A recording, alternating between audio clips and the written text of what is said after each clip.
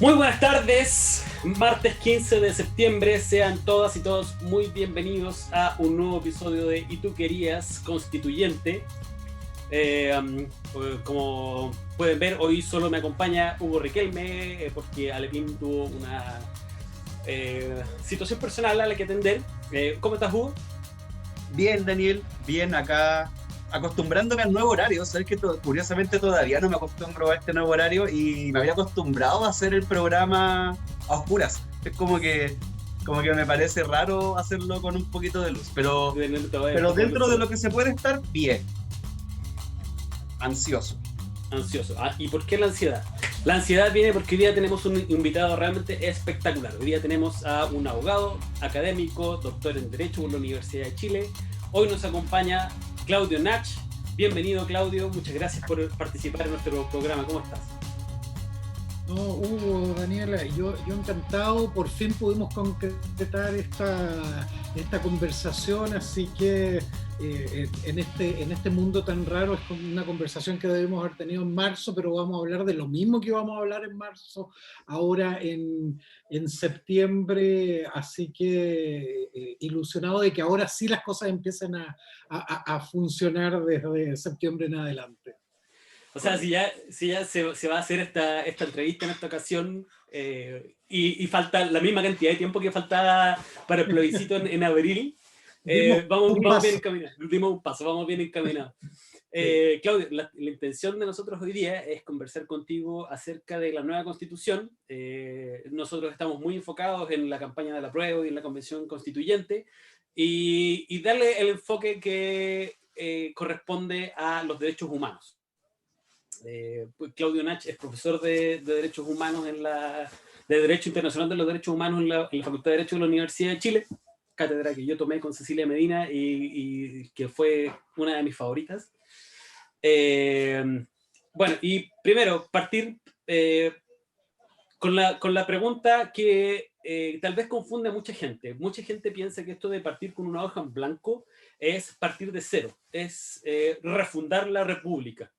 Y una de las condiciones que se incluyeron en la modificación constitucional que permitió la apertura de este proceso constituyente es el respeto por los tratados internacionales de derechos humanos suscritos por Chile. ¿Cómo podemos bajar esto para que la gente pierda el temor a que muchos de los derechos que están consagrados aquí no se van a perder?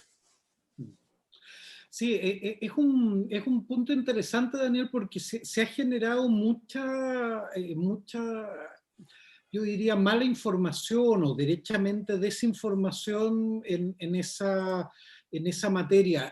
A ver, eh, el acuerdo del 15 de noviembre es un acuerdo político en un contexto que vivía Chile muy, muy complejo, y en ese sentido fue una decisión histórica, y yo creo que esto hay que recordarlo, que este proceso constituyente lo logra la ciudadanía, lo gana la ciudadanía en las calles con sus manifestaciones y imponiendo una agenda constitucional que estaba fuera de las preocupaciones en general de la élite gobernante. Y en ese sentido, el 15 de noviembre es un acuerdo político de iniciar un proceso constituyente, pero un proceso constituyente que iba a tener ciertos límites, iba a tener ciertos puntos que el propio Parlamento iba a definir. Eso para algunos es un problema, algunos dicen eso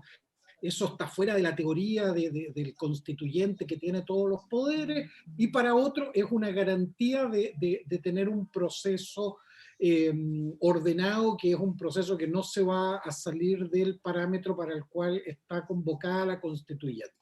Y en ese sentido, entonces, se establecieron algunas cuestiones como reglas básicas del juego que la constituyente no va a poder modificar. Y una de ellas es precisamente que para evitar los temores de que esta constituyente fuera un poco, ¿cuál es el fantasma? Es la constituyente de Maduro ahora en Venezuela. Es decir, y que la constituyente dice somos el poder y ahora empezamos a dictar resoluciones judiciales, vamos a dictar leyes porque el Parlamento es el pasado, nosotros somos el constituyente.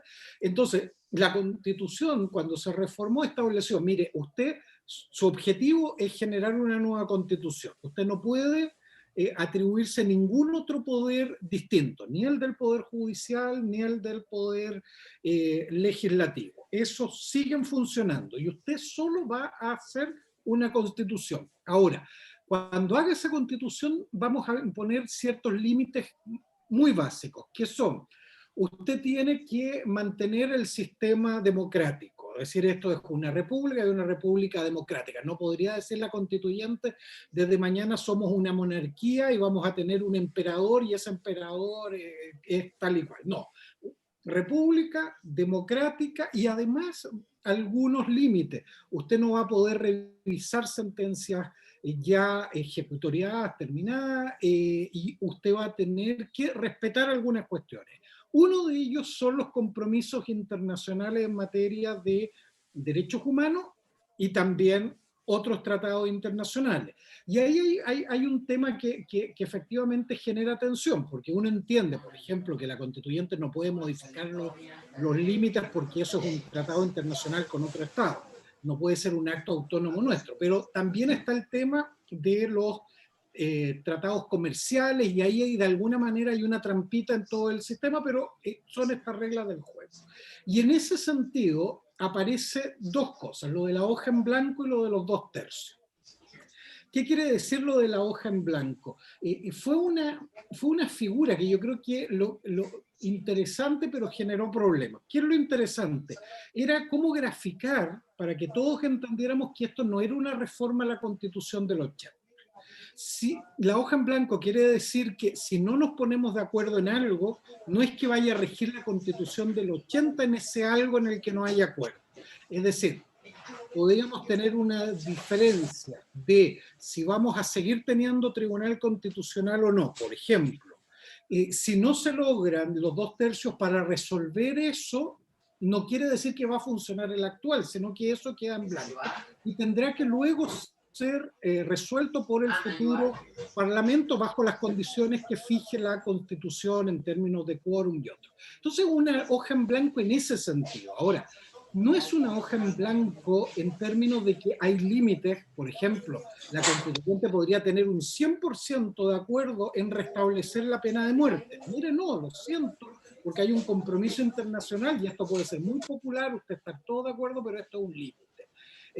Y hay otras cosas que, por lo tanto, en materia de derechos humanos, la constituyente podrá avanzar en derechos, pero no podrá retroceder de aquellos que ya están reconocidos. En ese sentido, entonces, es que es una constituyente que funciona con hoja en blanco en el sentido de que no es una reforma la del 80, es una nueva constitución, pero que tiene ciertos límites. Y para alcanzar esos acuerdos se necesita un alto quórum, que es el de los 2/3. Son pisos mínimos finalmente, ¿no? Y de ahí la idea es no bajar de ese estándar. Esa es la idea. Y eso es clave en materia de derechos humanos. Porque en derechos humanos, a ver, hay otros temas en los cuales podemos discutir y generar modificaciones. Por ejemplo, hoy día tenemos Cámara de Diputados y Senado. Se va a tener que discutir si a futuro requerimos de una Cámara de Diputados, un Senado o un sistema unicameral, por ejemplo, como existe en otros lugares. Eso lo podemos discutir, pero no podemos discutir, por ejemplo, en materia de derecho, rebajar los estándares a los que ya nos hemos comprometido internacionalmente, en materias, por ejemplo, de libertad personal, libertad de expresión, en términos de prohibición de la tortura, etc. En ese sentido, ahí funciona lo que tú señalas, Daniel, la idea de derechos humanos como un piso mínimo. Sobre ese piso podemos construir acuerdos para ampliar ese piso, y esos acuerdos van a tener que tener un 2/3, pero bajo ese piso es un límite de estos que hemos llamado límites infranqueables, incluso para el constituyente. ¿Qué te parece esta restricción que se impuso al constituyente originario? ¿Es lo correcto? ¿Es algo que técnicamente está bien, es un acuerdo político, pero en la parte técnico-jurídica, ¿te parece adecuado? A ver, hay harta discusión en eso, es decir, ¿qué significa esto del poder constituyente? Porque algunos dicen un poder constituyente puede hacer lo que quiera, pero ese constituyente para hacer lo que quiera tiene que ponerse de acuerdo en reglas básicas. Es decir, alguien tiene que representar esa voluntad. Ya no somos demasiados como para la Grecia antigua que todos vayamos a la plaza y nos pongamos de acuerdo. Ya no podemos hacerlo, podemos marchar, podemos copar la plaza, 1,5 millones de personas, pero no podemos ahí ponernos de acuerdo en todo junto. Y tenemos por eso que tener representantes y esos representantes tener ciertas reglas básicas. En ese sentido yo no lo dramatizo.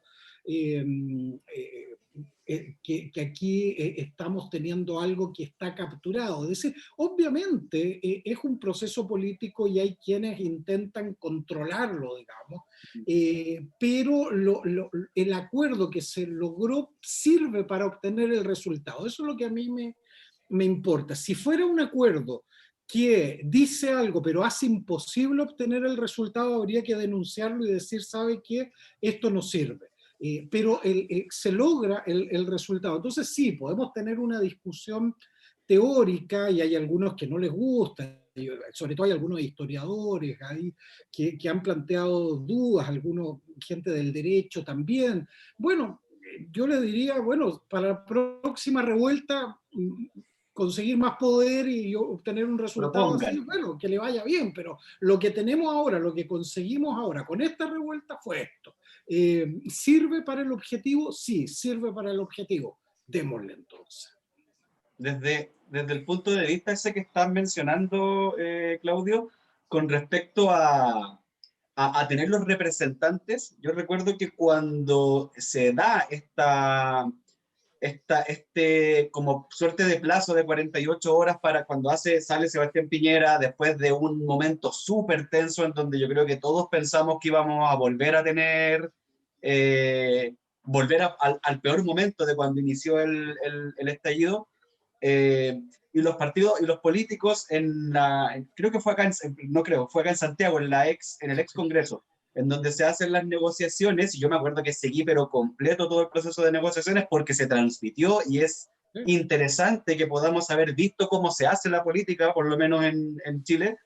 Me acuerdo que cuando dan las 3 de la mañana y salen a leer en este acuerdo con las caras de demacrados, todos cansados, algunos más tristes que otros, y dentro de todos los puntos que se leen, se menciona al final que los representantes, los constituyentes, que estos 155 constituyentes que van a ser parte de esta convención, ojalá la constituyente, en donde podamos elegirlos a todos, tienen que ser electos de la misma forma en que se eligen los representantes del Congreso, y yo sí debo reconocer que cuando escuché eso dije, cagamos.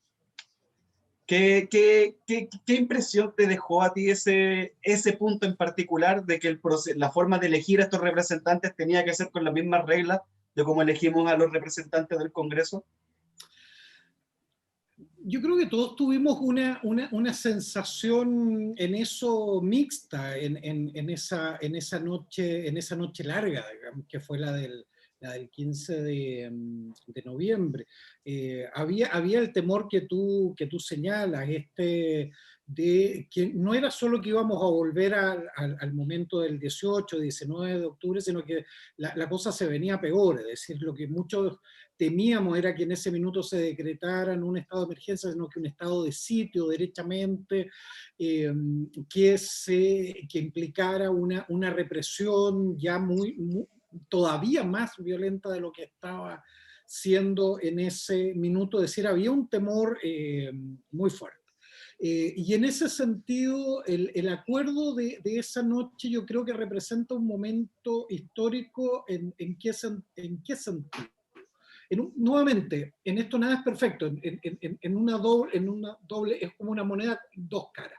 En una cara era eso ese grupo de políticos tradicionales, estaba ahí la representación de lo que ha sido la política en los últimos 30 años hasta el día de hoy, y nos decía el límite de lo posible se acabó. Yo soy de una generación que el 11 de marzo del 90, Elwin en el Estadio Nacional, de hecho yo estaba ahí, estaba sentado en ese minuto en el estadio cuando es el primer acto en democracia, y Elwin habla de toda la verdad, justicia en la medida de lo posible. Y ese límite de lo posible siempre se fue moviendo lentamente, mucho más lento de lo que muchos queríamos, y en algún minuto viene esta generación de recambio, que es la de los pingüinos del 2006, el 2011, el movimiento estudiantil, y dice, no, ¿quién dijo que esto era el límite? Aquí hay que mover ese límite, y si la Constitución es un obstáculo hay que moverla. En ese minuto no pudo ir más allá. Luego el proceso con Bachelet tampoco logra ir más allá, no hubo voluntad política, pero tampoco había apoyo en las calles, ni mucho menos. Y desde el 18 de octubre se politiza la demanda, y la demanda deja de ser sectorial, educación, no más AFP, etcétera, y sino que es una demanda política. Aquí el problema es la Constitución. Y ese grupo de políticos dice, ok, esa es la demanda. Pero la otra cara era decir, nosotros queremos controlar, no vamos a perder el todo, vamos a dar el paso de dejar atrás la Constitución o la posibilidad de dejarla atrás, pero vamos a controlar. Y algunas cosas que vamos a controlar era cómo se van a elegir, que esto va a tener algunos límites de los que hablábamos antes. En el cómo se va a elegir, obviamente, es el elemento fundamental, es decir, mantener el control de lo que estamos viendo hoy día. Después se generó una discusión interesante en el país. Mire, para que esto sea legítimo va a tener que cumplir requisitos. Tiene que ser paritario, y ahí el movimiento feminista fue clave. Esto no puede ser con las reglas tradicionales, esto tiene que ser un proceso paritario, y eso se logró. Tiene que ser un proceso con escaños reservados para los pueblos indígenas, y esto tiene que ser un momento de una oportunidad para reconocer a los pueblos indígenas, para tener un diálogo entre naciones, entre pueblos, y eso todavía el Senado lo tiene pendiente. Estamos a nada y todavía eso está pendiente. Y tiene que haber participación igualitaria de los independientes. Y eso junto con la paridad se avanzó. No se avanzó lo suficiente. Y en el contexto de pandemia claramente imposible. Es decir, el límite que se puso, usted junte las firmas necesarias, vaya a la notaría, en este minuto no hay cómo hacerlo. Tampoco en el acceso a la televisión, y eso ya se vio en la campaña anterior. Ahora, hemos tenido malas noticias en esto, es decir, que la vieja política, la que íbamos a dejar atrás, vuelve a querer controlar el proceso. Yo creo que en eso hay que tener mucho cuidado. El PPD ya nos dijo, mire, de mis cupos voy a ceder el 50% para independiente. Oiga, no se trata de ceder el 50%, además no se ha habido. Usted lo que va a hacer es traer gente que le traiga votos para elegir a los que a usted le interesa, que no tendrían los votos jamás para salir electo. Hoy día leí ahí en redes sociales, antes de empezar con ustedes, alguien decía, mire, me alegro porque el Partido Demócrata Cristiano me acaba de nombrar primer candidato en X comuna para el proceso constituyente. Oiga, no hemos ganado el plebiscito, no sabemos qué tipo de convención vamos a tener, y no hemos avanzado nada todavía en un acuerdo, parafraseando ahí a Tomic en los años 70, un acuerdo político y social del pueblo que realmente represente esta voluntad de cambio en el proceso constituyente, que hay que tener una sola lista, no dividir los votos, sino la derecha va a ganar. Y ¿sabes lo que va a pasar? Vamos a terminar nosotros haciendo uso de la regla de los 2/3 para impedir una constitución igual a la actual, como las que nos propuso Piñera hace un par de días atrás, que es la misma constitución de ahora, solo que legitimada democráticamente. El peor, la pesadilla, digamos, que uno pudiera tener. ¿Y eso por qué puede pasar?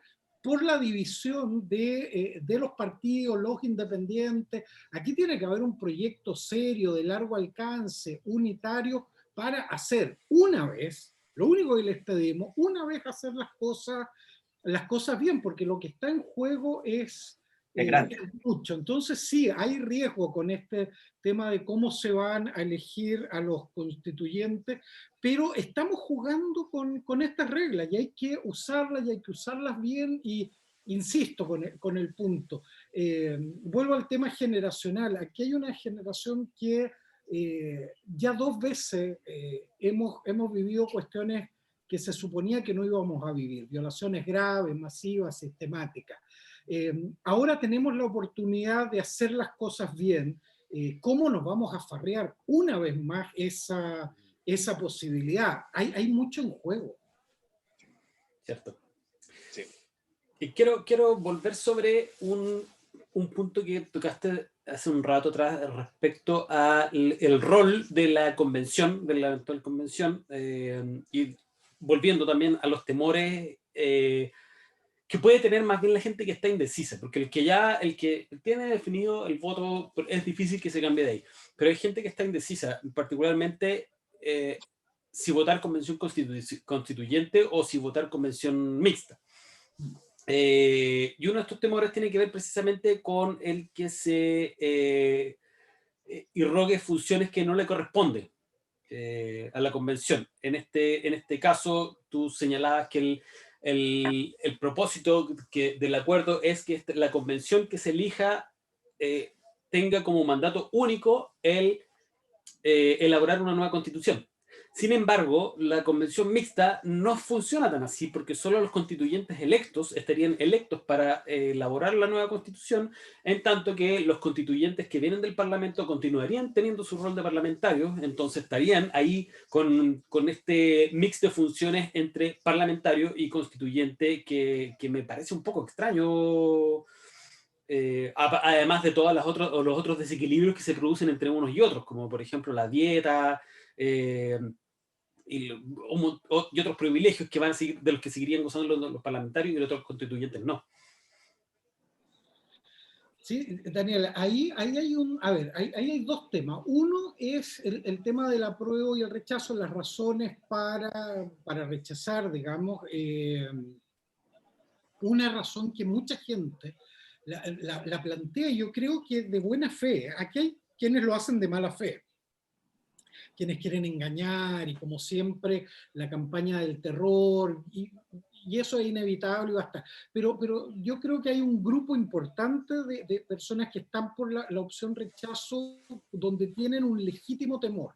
Y yo creo que hay que aclarar, digamos, esas preocupaciones en el sentido de que aquí no hay posibilidad alguna de que esa constituyente se arrogue facultades que desde la reforma constitucional no tiene. Es tan así que se ideó un procedimiento para reclamar si es que esa constituyente no respeta esta regla mínima y incluso la reforma estableció que van a haber 5 ministros de la Suprema que van a resolver esto. Es decir, se tomaron una serie de medidas y además que la gente que es electa va a ser electa bajo estas reglas.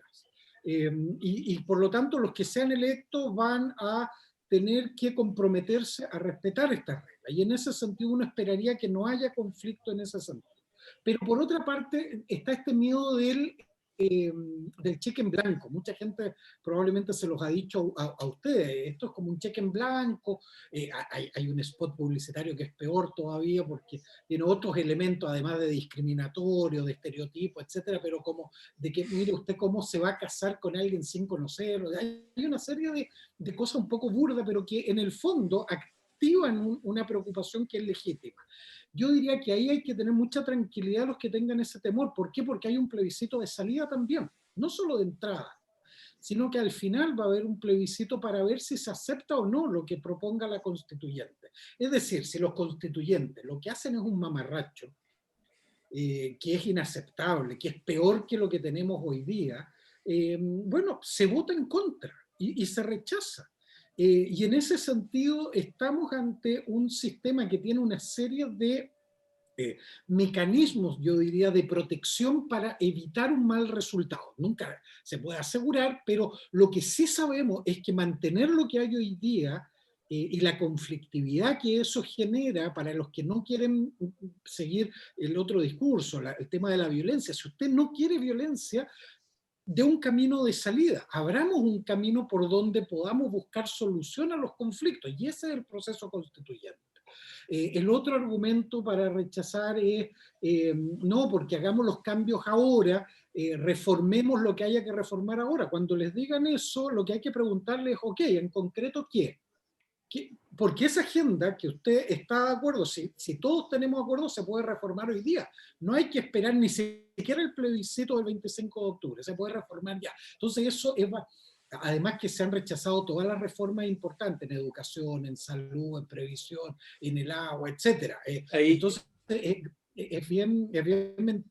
pareciera ser bastante mentiroso ese tema. Y por último, y lo que tú decías, pero si gana la prueba, que da la impresión que va a ganar, la gran pelea está en el tipo de convención. Y ahí sí, yo creo que eso hay que pelearlo intensamente. ¿Por qué? Porque la mixta, como tú señalas, Daniel, es un desastre. Porque ahí sí tú tienes la mitad de miembros de la Convención Constitucional, pero que van a seguir siendo parlamentarios y van a tener que legislar como parlamentarios y ser constituyentes, es decir, en la mañana son parlamentarios y en la tarde son constituyentes. ¿Te imaginas la cantidad de cruces de intereses que hay en eso? Es decir, la constituyente define si hay senadores y diputados o solo va a haber una Cámara de Diputados, pero eso implica que yo pierdo la pega que hago en la mañana. Es decir, hay conflictos de interés y además que sabemos que el Congreso lo que le cuesta funcionar dedicado exclusivamente a eso durante 30 años, ¿se imaginan haciendo las dos cosas durante un año? Es bien impensable, pero así lo diseñaron como opción. Además tendrían una dieta diferenciada, habrían convencionales de primera y otros de segunda. No, es un desastre. Y lo otro es que la única forma de cumplir con la demanda de tener una constituyente paritaria es se gana la convención constitucional, porque en la mixta, la mitad de esa constituyente mixta la eligen los diputados y senadores, se eligen entre ellos, y ahí no hay posibilidades de 50% ni están obligados, porque además no hay cantidad de mujeres suficiente. Entonces, la única forma de tener una constituyente íntegramente elegida, con los debidos resguardos y que además sea paritaria, es votando la Convención Constitucional. Yo creo que ahí está la disputa de fondo, la pelea que hay que dar, tiene que ser porque no solo gane el apruebo, sino que gane la Convención Mixta y, la Convención Constitucional, se rechace la mixta y demos paso a un proceso histórico a nivel mundial. Sería la primera vez en la historia de la humanidad que habría una constituyente paritaria. Sí, sería un salto cualitativo gigantesco. Y ahí, por ejemplo, con lo que mencionas recién, Claudio, también si es que llegase a, espero que no, a haber mixta, se podría dar incluso el escenario de que una persona que llegó al Congreso a dedo, porque está reemplazando a un diputado o senador que pasó a ser cargo del gobierno, llegue a ser constituyente sin haber sido elegido para nada. Y eso obviamente es horrible para una democracia de la que tanto hoy día se habla tanto. Quiero mencionar dos como suertes de mitos que se están ocupando mucho en la campaña. Esta campaña ya del terror media burda que se está haciendo con respecto al tema del rechazo, que tiene que ver primero con la legitimidad del proceso en el que estamos viviendo, porque se aduce a que el proceso es ilegítimo porque nace de la violencia. Y el otro argumento que se ocupa es que para qué queremos cambiar la Constitución del 80 si en realidad estamos con la Constitución de Lagos.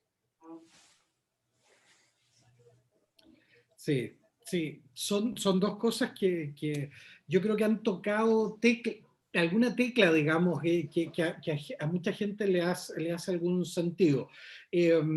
A ver, lo de la violencia, uno puede decir, primero, que es un argumento de un nivel de patudez tremenda. Es decir, la constitución actual se hizo en dictadura, se bombardeó la moneda, se tomó el poder, tuvieron 17 años, desaparecieron gente, mataron, torturaron, aprobaron una constitución sin ninguna garantía, pero eso no es violento. Es decir, ya, ok, pero no, digamos, no caigamos en el mismo juego. Aquí lo que hay tras eso es también una caricaturización del movimiento social, es decir, aquí hubo un movimiento social autoconvocado, pacífico, mayoritario, político en el sentido que planteó un debate político y que fue brutalmente reprimido por el gobierno, y donde ni el Congreso ni el Poder Judicial establecieron los límites a esa represión brutal que fue unánimemente condenada por organismos internacionales en materia de derechos humanos, organismos internos en materia de derechos humanos. Y pese a eso, el movimiento logró seguir conduciéndose mayoritariamente por una vía completamente pacífica. Si esto hubiese sido violento, no queda nada en pie. Es decir, el propio gobierno dice, aquí durante un día se manifestaron 4 millones, el 25 de octubre, 4 millones de personas. 4 millones de personas destruyéndolo todo, no queda nada, No queda nada. piedra sobre piedra. Es decir, es así de sencillo.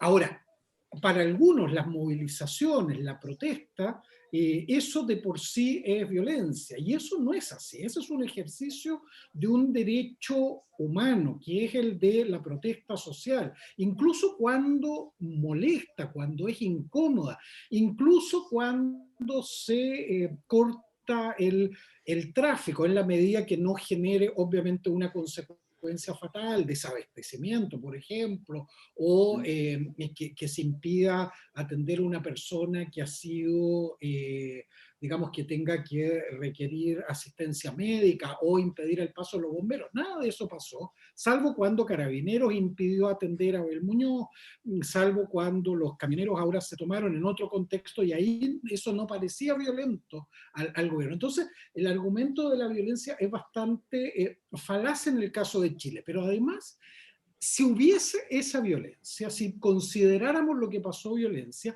no es extraño en los procesos constitucionales. Todos los grandes procesos constitucionales han ido de la mano de procesos de rebeldía.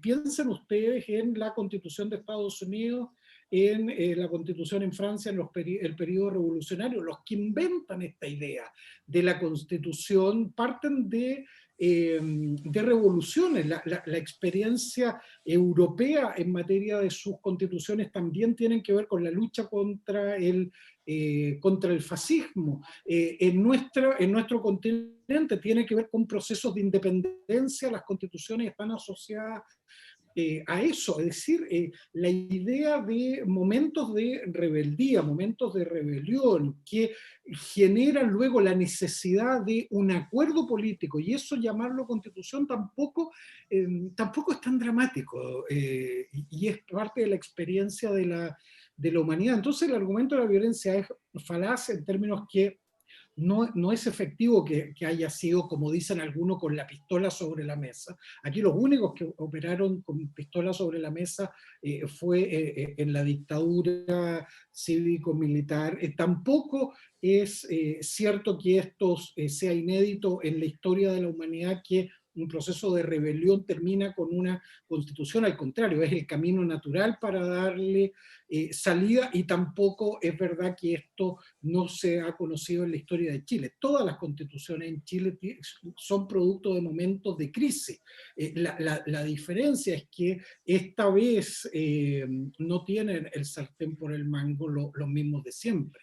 Y eso sí es novedoso en términos de nuestra historia. Entonces, yo diría que ese es un argumento nuevamente que toca estos elementos más bien sentimentales, esta cosa yo condeno la violencia venga de donde venga, que es una frase bastante vacía, que no aporta nada, pero le hace sentido a mucha gente. Y lo otro, lo de la Constitución del 80 y 2005, bueno, ahí yo hice una clase hace unos días atrás y encontré las dos láminas. Uno es la de donde está Lago firmando, toda esta cosa muy republicana que le gusta tanto a Lago, y un tuit luego diciendo, mira, en realidad no es una nueva constitución, es lo que pudimos lograr, lo que la derecha nos permitió. Bueno, le jugó una mala pasada el ego al agua. Puede decir este tema de él querer firmar la constitución. Mire, fue una reforma importante sin lugar a dudas, sacó enclaves autoritarios sin lugar a dudas, cambió el modelo constitucional para nada. El modelo constitucional siguió vivo, solo que lo hizo algo más decente de lo que existía antes, pero no es una nueva constitución para nada la del 2005, y lleva la firma de Lago porque Lago se equivocó y firmó algo que no debió haber firmado, y hasta el día de hoy está dando explicaciones de eso. Sí, y con todo lo que costaron esas reformas, sería útil preguntarle a la gente que está por el rechazo y que dice que hay que rechazar para reformar, qué es lo que están dispuestos a reformar finalmente, porque no tenemos absolutamente ninguna idea de lo que pretenden, de lo que están dispuestos a reformar. ¿Están dispuestos a reformar el sistema presidencialista? ¿Están dispuestos a dejar que esta sea una constitución económica? ¿Están dispuestos y ese debate es clave, porque la frase suena bien, ¿no? Reformemos ahora lo que hay que hacer, pero la historia indica que todas las veces que se ha intentado reformar cuestiones de fondo, dicen que no, o si no, amenaza con ir al Tribunal Constitucional. Lo han hecho en pandemia. En pandemia hay al menos 5 veces que han amenazado con esto, en cuestiones como no cortarle la luz y el agua a las personas en medio de una pandemia. Dijeron, no, vamos a llevarlo al Tribunal Constitucional para no extenderle el postnatal a la padre y madre que tenían que volver y poner en riesgo su vida, la de sus hijos. Dijeron que eso podía ser también inconstitucional. El tema del agua lo rechazaron, rechazaron el tema del lucro en la educación. Es decir, cada vez que se ha buscado hacer cuestiones realmente de fondo, de las que demanda la ciudadanía, han dicho que no. Entonces, bueno, que nos aclaren, como tú dices, Daniel, cuáles son esas reformas que ellos consideran que están dispuestos a negociarlas hoy día. ¿Cuál es el listado en concreto? ¿Cuál es su propuesta? Hablemos en serio, y si no, ahí tenemos el otro proceso a la mano, pero nada de eso además cambia el tema de fondo, el problema de la ilegitimidad de la actual constitución, y eso lo reconoce hasta la propia derecha, que nunca logró legitimarse la constitución del 80. La del 25 lo hizo.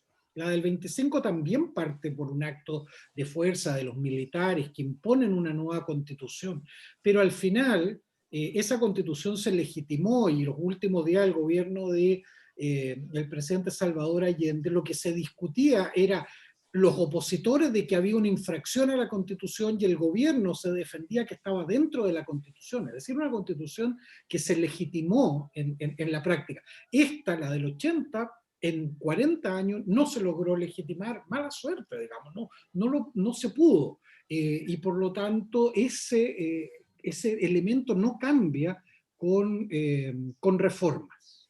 Cierto.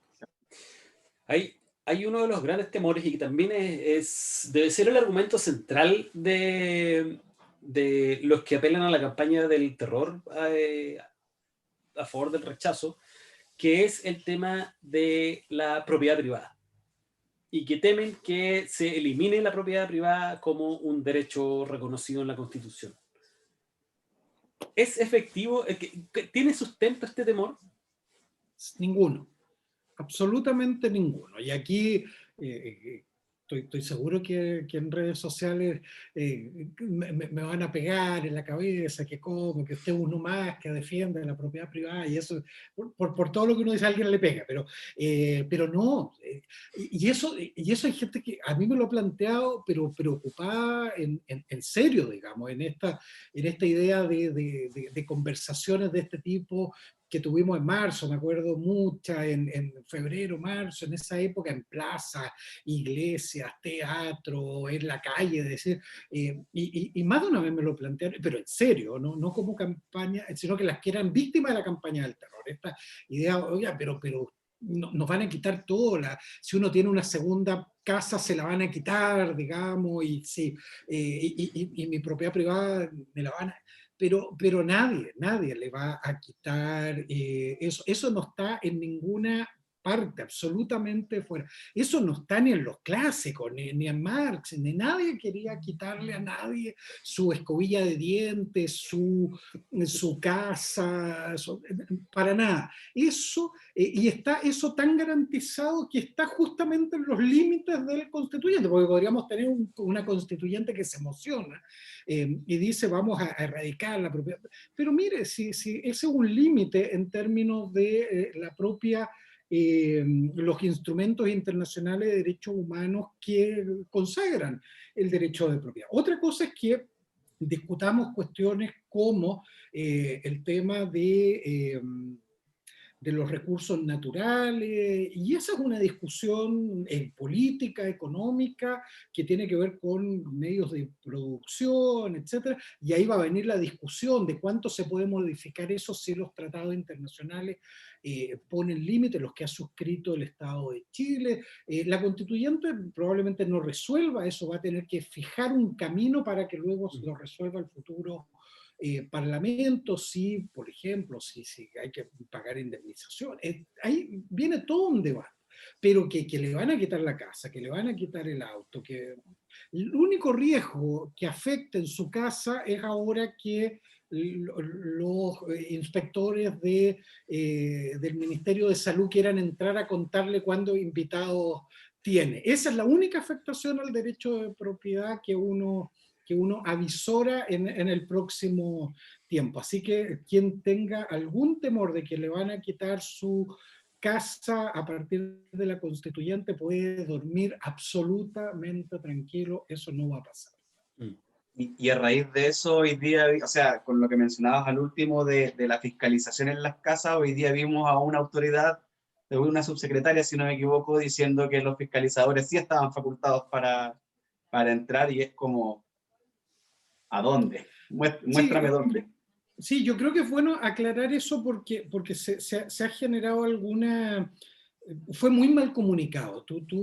Algo tan sensible como entrar a la casa de las personas, de cada uno de nosotros, que alguien golpee y entre, es de lo más violento que hay, digamos, en términos personales, de la inseguridad que eso te genera. Ahora, eso está garantizado por la actual Constitución, la inviolabilidad del hogar. Es decir, si uno va a la Constitución, artículo 19, número 5, inviolabilidad del hogar. Solo se puede afectar ese derecho por ley. Y eso no es un derecho absoluto, admite límites, y eso hay que tenerlo claro. Un límite es, por ejemplo, la flagrancia. Se está cometiendo un delito, no sé, están golpeando a alguien, están matando a una persona y se puede entrar la policía y pues se está cometiendo un delito. Y también existe, y esto hay que ser muy claro, en el Código Sanitario una posibilidad de registro de lugares privados, digamos, casas. No solo puede entrar a negocios. La legislación sanitaria permite entrar a casas, pero no es cosa de tocar la puerta y entrar un fiscalizador cualquiera. Tiene que haber un acto tan importante como que la Seremi correspondiente, la Seremi, el secretario regional ministerial de salud, tiene que emitir una orden, firmar una orden para ese domicilio, una orden de allanamiento, porque existen antecedentes de que ahí habría una infracción sanitaria. En términos prácticos, si me golpean la puerta y me dicen podemos entrar, vengo de la Seremi, usted no entra.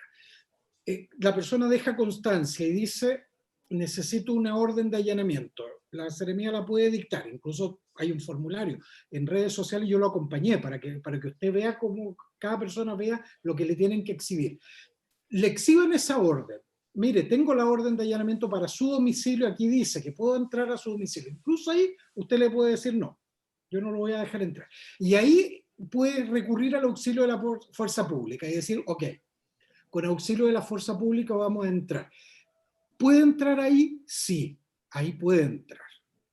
Puede entrar porque así lo determina la ley y es un límite al derecho constitucional. Lo que yo recomiendo ahí es grabar el procedimiento, bueno, primero verificar que todo esto se haya cumplido, que venga Carabineros, que le muestre la orden de la Seremi, que dice que es su domicilio, que se lo notifiquen, grabar el procedimiento, ver que acta se levante cualquier abuso o arbitrariedad que se cometa, luego quién firmó, y por eso es importante lo de la firma, la Seremi se hace responsable de lo que ahí pase, y si no va a tener que responder ante la Contraloría, o si hay un acceso ilegal a los domicilios, eso también implica un delito que puede terminar en la justicia. Entrar a la casa de alguien no es al ¿Y por qué?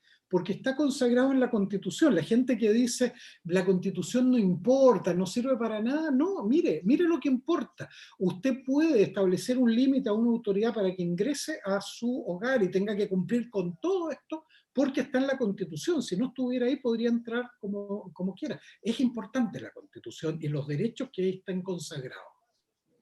Incluso antes de tomar de dos cosas que mencionaste igual, Claudio, incluso si esta Seremi o estos fiscalizadores en particular llegan, golpean y te ven adentro de la casa con 10 personas, ni así pueden entrar porque es una falta, no es un delito el no cumplir con la disposición que se está dando para esta fecha. Entonces tampoco se cometería esta flagrancia para que ellos, puedan ingresar.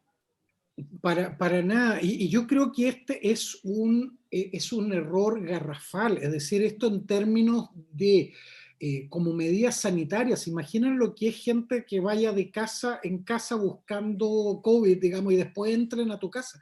En mi casa no ha entrado nadie ni ha salido nadie en 6 meses, el 15 de septiembre son 6 meses. Y va a venir alguien que viene no sé de dónde y va a querer entrar porque se le ocurrió.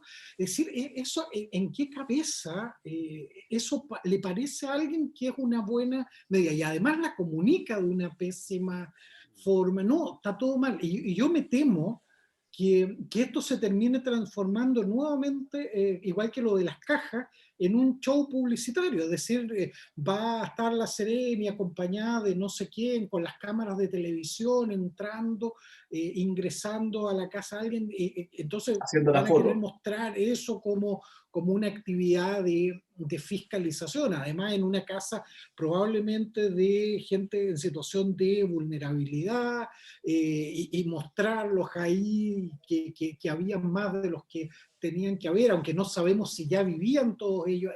¿Se imaginan lo que va a implicar eso?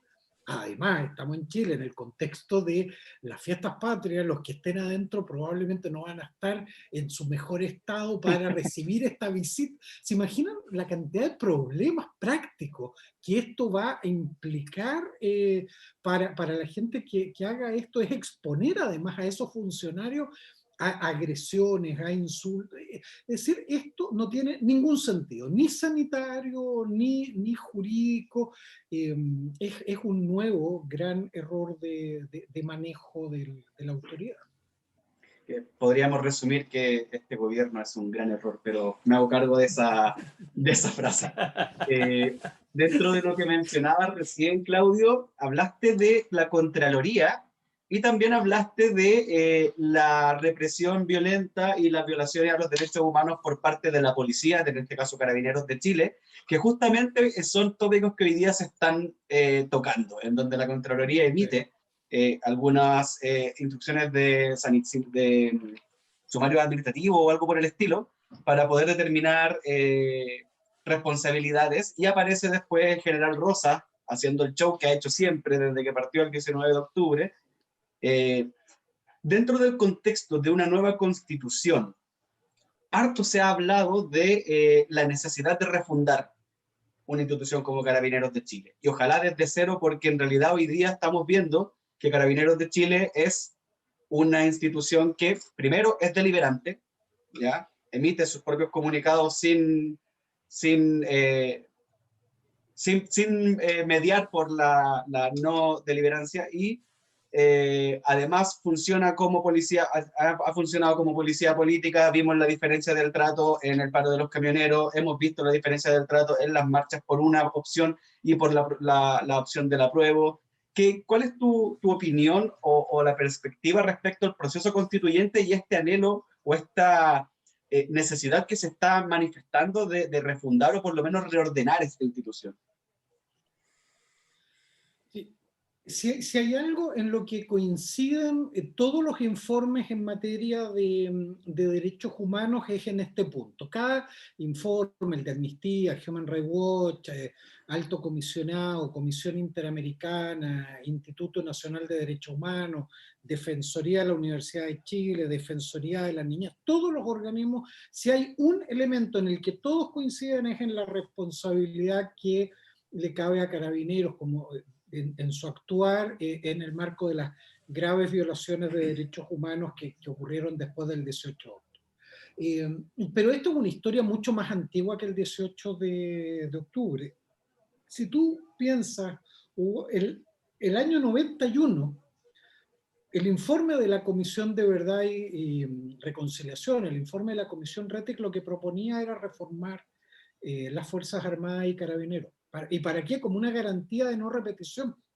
El 91 se dijo, reforme estas instituciones para que esto no vuelva a suceder nunca más. No lo hicimos. El Chile post-dictadura no intervino nunca ni en Carabineros ni en las Fuerzas Armadas. De alguna manera este pacto explícito, implícito, como ustedes quieran ponerlo, fue déjennos gobernar y nosotros no nos metemos con ustedes. ¿Cuál es el resultado de eso? Casos de corrupción. ¿Por qué? Porque nadie controlaba. Y prácticas iguales a la de la dictadura en democracia. ¿Por qué? Porque nadie se preocupó de cambiar la filosofía de estas instituciones, sus objetivos, su formación, los controles asociados. Y en ese sentido, obviamente, después del 18 de octubre queda clarísimo que esto no basta con cambio de la cúpula, eso ya se hizo y no resultó, que no basta con sumar horas de cursos de derechos humanos. Esa fue una apuesta bastante naif, y se los dice alguien que hizo alguno de esos cursos. Fue una apuesta absolutamente naif que no iba a los temas de fondo, y por lo tanto yo creo que hoy día existe consenso en términos de que es fundamental reformular completamente a Carabineros y también entrar a fondo respecto de las Fuerzas Armadas, cuál es su rol. Este gobierno se ha dedicado a involucrar políticamente a las Fuerzas Armadas, lo cual es una gravísima equivocación. Esta ley de infraestructura crítica, que por suerte la reforma constitucional que la Cámara de Diputados rechazó, pero el Senado ya había aprobado, ahí va a haber que resolver eso. La Agencia Nacional de Inteligencia, la reformulación de esta Agencia Nacional también va a involucrar a las Fuerzas Armadas en labores de seguridad interna. Vuelve toda esta idea del enemigo interno. El enemigo interno es el pueblo movilizado, es la primera línea, y por lo tanto son los chicos y chicas del Sename. Este acuerdo, acuérdense, entre el Sename y la ANI de febrero del año pasado. Es decir, todo mal en ese ámbito. Y nuevamente, entonces la constituyente es un buen espacio para discutir nuevamente esto, para ver qué hay que transformar. Obviamente la Constitución no es el lugar para detallar las instituciones, cómo deben funcionar, pero sí cuál es su rol, cuál es su filosofía, hacia dónde deben dirigirse las transformaciones. Pero necesitamos una policía al servicio de la democracia, una policía que no militarizada, una policía que su norte no sea la represión, sino que sea la protección de las personas, que sea una policía completamente distinta a lo que lamentablemente hoy día tenemos, porque necesitamos esta institución. Esta institución cumple un rol importante en una sociedad democrática. Sé que hay algunos que les gustaría que no y que vivamos sin policía, bueno, mala suerte, no, eso no va a funcionar por un buen rato. Por ahora necesitamos y necesitamos una buena policía, bien formada, con capacidades para, para actuar protegiendo a los manifestantes y no reprimiendo a los manifestantes, para el orden público, para que en una marcha del rechazo no le peguen a las personas por opinar distinto, y ahí necesitamos una policía que esté involucrada seriamente contra el narcotráfico, contra la trata de personas. Para eso necesitamos inteligencia, necesitamos policía, etc. Es muy importante su rol, y por eso que se desprestigie como está hoy día de desprestigiada en términos de los escándalos de corrupción, de los problemas de violación de derechos humanos, le hace muy mal a la democracia, y eso uno esperaría que lo que está haciendo ahora la Contraloría vaya en el sentido precisamente de establecer responsabilidades administrativas y sepamos efectivamente qué falló para que el horror se instalara en este país nuevamente después del 18 de octubre. Claro, el problema en ese sentido es que aun cuando la Contraloría proponga sanciones, el director general de Carabineros ya dijo que le prestaba toda la ropa del mundo a sus generales y por lo tanto no los va a sancionar. Y arriba de él tenía a Víctor Pérez, que todavía no logró entender por qué está en el gobierno. Pero acuérdense que la Contraloría puede enviar los antecedentes también al Consejo de Defensa del Estado para que haga las investigaciones criminales asociadas. Sí. Es decir, no, mire, yo soy funcionario público, ustedes no sé, parece que ninguno de los... también, yo porque uno sí. sabe que cuando la Contraloría no es juego, digamos, cuando la Contraloría se mete, todo funcionario público tiembla, porque no es tan... claro, uno puede decir al final, pero hay un proceso que se va...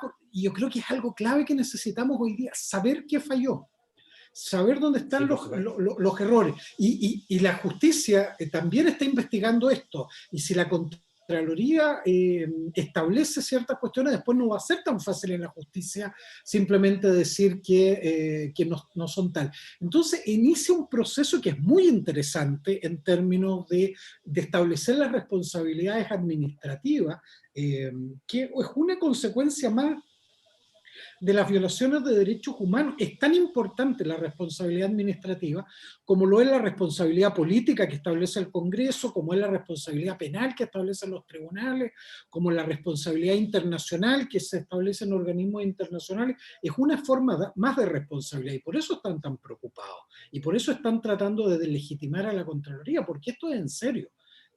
Así que yo lo veo como un tema esperanzador en términos de que las instituciones en un estado de derecho hagan lo que tienen que hacer. No puede ser que se siga mirando como esto era inevitable. No, lo que pasó post 18 de octubre era evitable, y hay que asumir las responsabilidades de eso de quien le corresponde.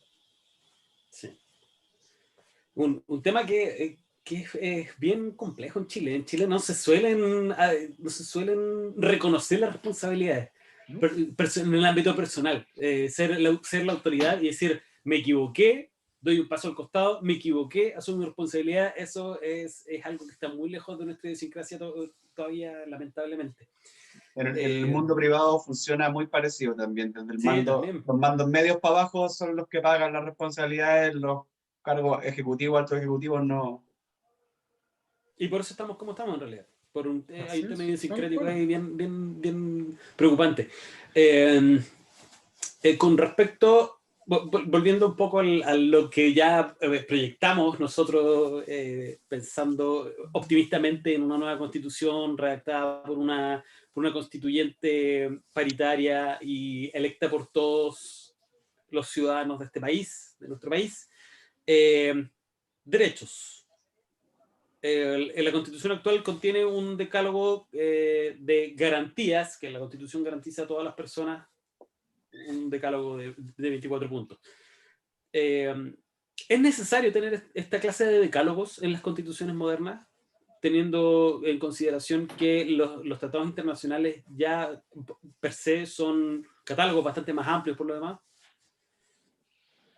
A ver, ahí yo diría que hay dos aspectos que yo miraría. Uno, la Constitución tiene que responder a, a la realidad. Y en nuestra realidad, en nuestra cultura jurídico, pero también en la cultura cotidiana, es fundamental. Mi impresión es que esto esté claramente establecido en la Constitución. Este es un país legalista.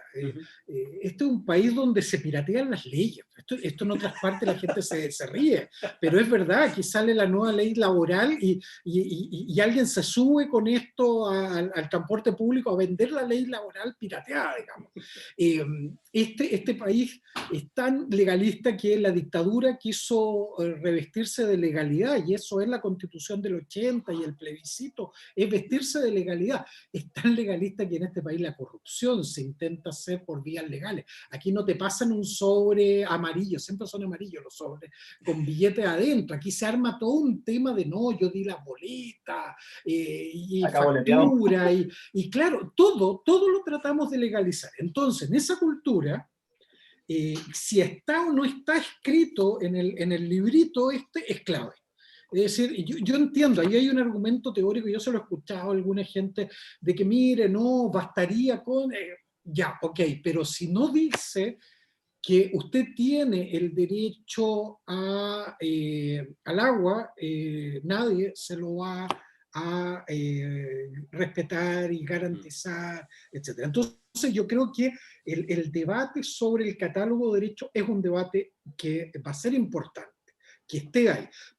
Hay derechos que están en los instrumentos internacionales, pero acá internamente te dicen, no, lo siento, no está en la Constitución. Bueno, pero está en los tratados y uno enseña esto, y hay un sistema normativo mucho más complejo, de origen nacional. Sí, pero no lo leo, lo busco y no lo encuentro.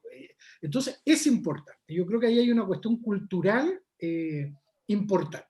Y lo segundo, que yo diría que es clave, es que no limitemos el debate constituyente al catálogo de derechos. Es importante, pero no es lo único importante. Tener un bonito catálogo de derechos, y eso las constituciones en América Latina y en la historia de Chile incluso, está lleno de catálogos extraordinarios. Pero eso es equivalente ya en la adultez, pero es lo mismo que escribirle una carta al viejo Pascuero. Tú escribes el catálogo, lo logras los acuerdos, pero después te sientas y ojalá alguien me respete este derecho.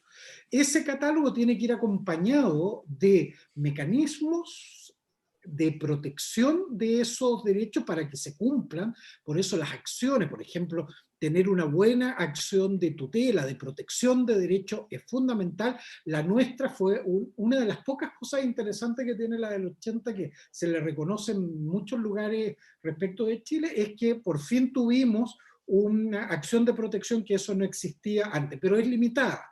Para variar, venía con letras chicas. Si lo de las letras chicas no lo inventó Piñera, esto viene de antes. Tenemos una protección, pero no de todos los derechos. Ok, no hay una ley, en 40 años todavía no tenemos una ley que implemente esa protección, y lo hace un acto de la Corte Suprema que es restrictivo. Entonces tenemos que tener buenos mecanismos de protección.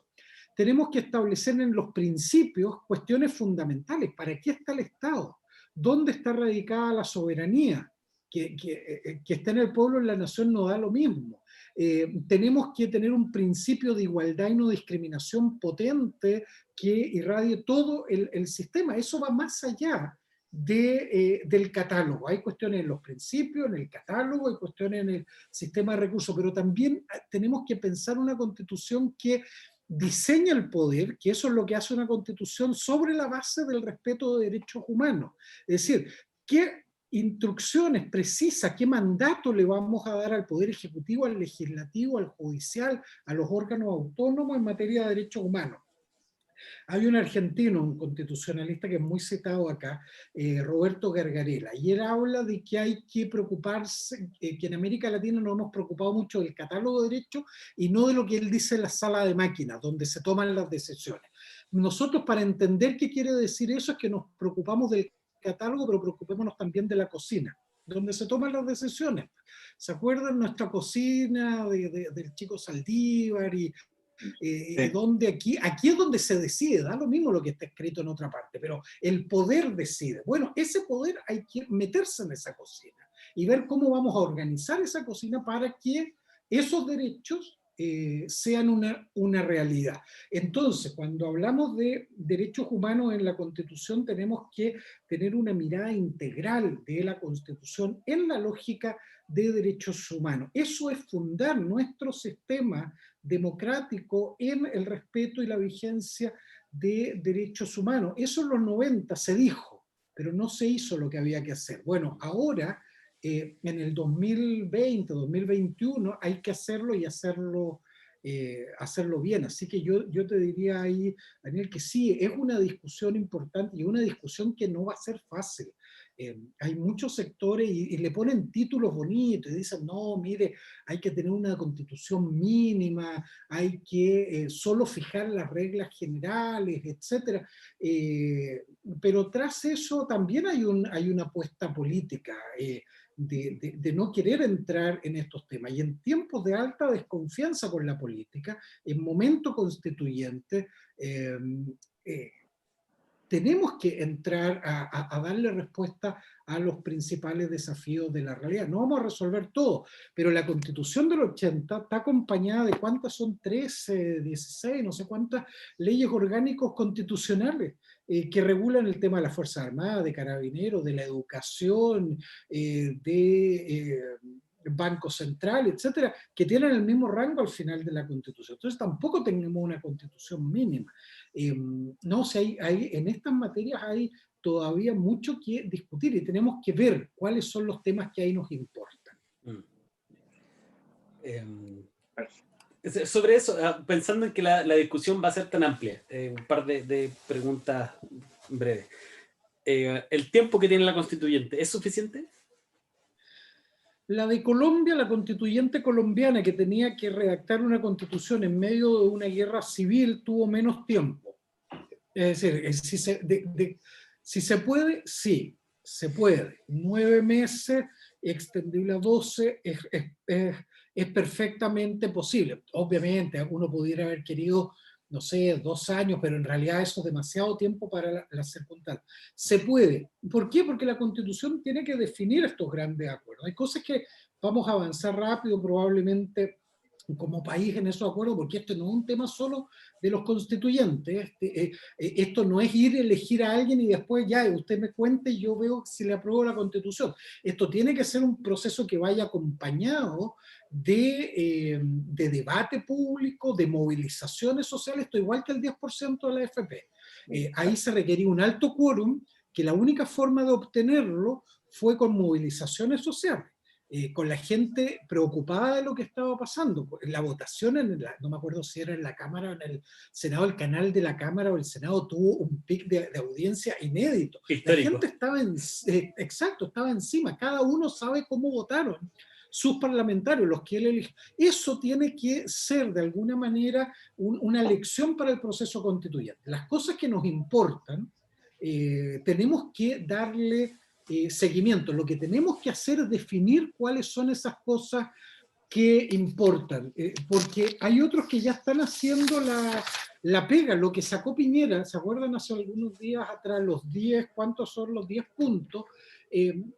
Claro, uno dice, son cosas, dice como varias obviedades que ya están, pero lo que sí fija es una agenda de estos son los temas importantes, y cualquier otro tema que no sean esas 10, va a tener problemas en ser aprobado. Ese es un mensaje potente, digamos, políticamente, cuando uno requiere 2/3. Entonces, cualquier cosa que vaya más allá de esos 10 obviedades que están en la Constitución actual, algunos dijeron, pero todo esto está en la actual, sí, pero no está en la futura. Y sobre eso va a haber fácil acuerdo, pero más allá de ello va a haber dificultad.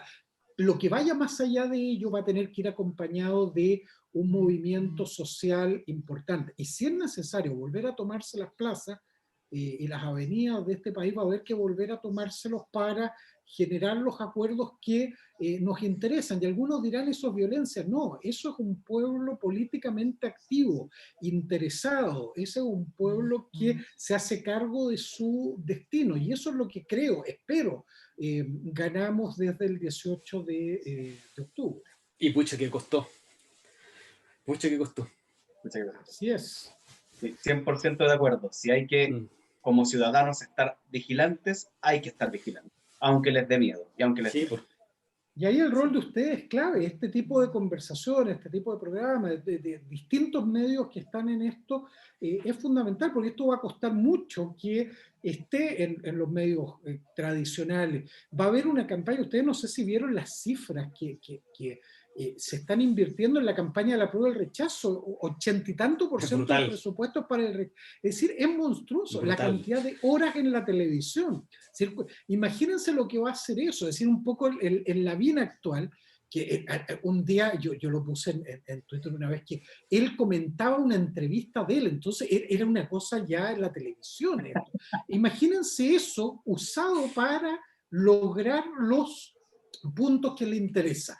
Van a satanizar cualquier cosa que vaya más allá de lo que les interese. Vamos a tener a los matinales, vamos a tener al Mercurio, vamos a tener a La Tercera, vamos a tener a los programas nocturnos, los del domingo, todo eso sintonizados en tener la constitución que ellos quieren tener. La única forma que vamos a tener nosotros es esta, seguir comunicados, seguir conversando, seguir planteando los temas, como tú muy bien dices, que pucha que nos costó volver a juntarnos. Bueno, en la constituyente no es precisamente el momento para soltar. Para soltar, efectivamente. Una última pregunta para ir cerrando ya, porque ya nos pasamos un poquito. Nos pasamos un poco y aquí Claudio debe tener cosas que hacer. ¿Cómo descansar? Haciendo ficción negativa. ¿Qué pasa si en el plebiscito de salida se rechaza la nueva constitución? Sigue la del 80. Sigue la del 80. Sí, en eso no hay duda. En términos, digamos, prácticos no hay duda. Lo que eso significa es gravísimo. ¿Por qué? Porque ahí es otra de las trampitas del acuerdo del 15 de noviembre. ¿Por qué? Y yo sé que me entusiasmo con esto, pero voy a cortar lo más que pueda. ¿Cuál es la trampa? Cuando tú fijas en un proceso constituyente un quórum alto, que eso es perfectamente factible, uno incluso puede avalar en términos de que es sano tener acuerdos amplios, pero cuando tú fijas un quórum alto,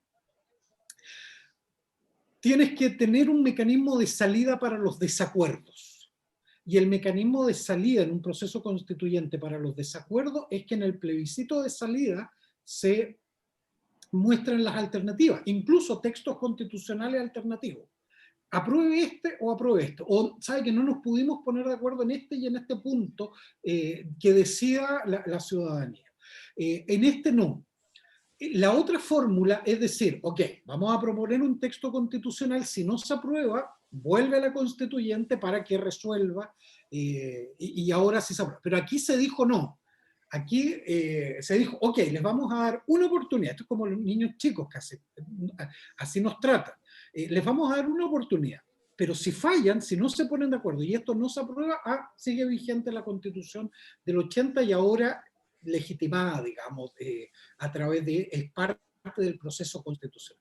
Por eso es tan importante que lo que salga de ese proceso constituyente sea una buena constitución, y no sea, como decíamos antes, un mamarracho. Si es un mamarracho y hay que rechazarlo, sería una oportunidad histórica perdida muy grave, sería muy grave, digamos, que nos farreáramos esto. Entonces, tenemos que apuntar a un proceso constituyente, que lleguemos con una constitución al final, que haya pasado por este debate democrático, tenga sustento lo que ahí se decidió, haya sido acompañado y por lo tanto lo que se entienda que se propone al final del proceso nos representa y nos une a todos. A nadie le va a dejar completamente satisfecho, eso es imposible, pero sí que reconozcamos que esa Constitución nos representa mayoritariamente. Y eso depende del trabajo que hagamos todos nosotros en torno al proceso constituyente. Más claro, imposible. Darle vino, no, nada que ver. Claudio Nach, un gusto tremendo haberte tenido en el programa, haber podido conversar contigo esta tarde. Esperamos que la gente que haya podido ver esto, que lo vaya a ver después, encuentre en esta conversación algunas luces, algunos indicios que les permitan ir eliminando los temores, un poco sacar la tierra con la que están tratando de cubrir el proceso constituyente. Efectivamente estamos viviendo un proceso histórico y poder compartirlo con gente que está realmente al tanto de todo lo que implica lo que estamos haciendo ahora. Es muy gratificante. Muchas gracias por haber participado con nosotros en esta conversación. No, yo les agradezco a ustedes la oportunidad de poder conversar estos temas y lo último es un llamado a todos quienes están viendo y escuchando. El 25 de octubre es un día histórico. Ese día va a marcar la biografía de este país y también la de cada uno de ustedes. Van a poder contar luego que ese día se levantaron a cambiar la historia. Nunca en la historia de este país hemos tenido un proceso constituyente generado por el pueblo. Nunca hemos tenido en la historia de la humanidad un proceso constituyente paritario.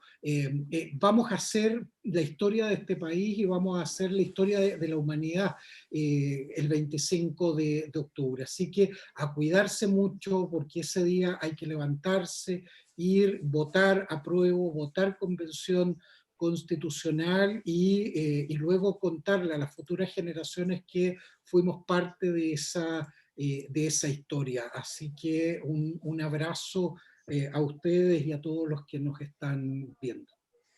Muchas gracias, Claudio.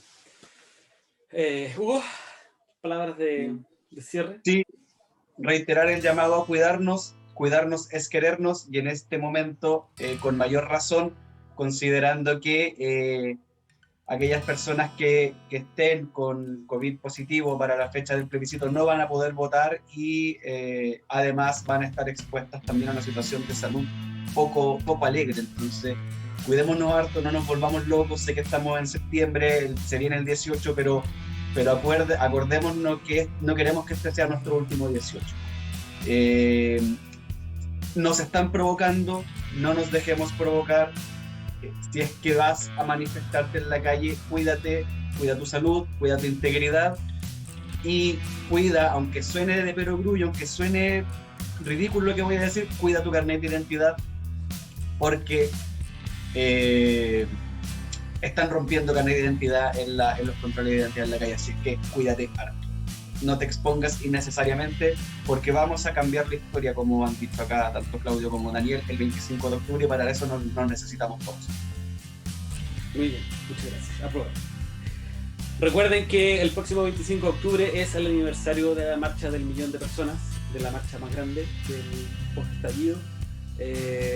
Vamos a conmemorar en esa fecha este aniversario votando apruebo y votando convención constitucional.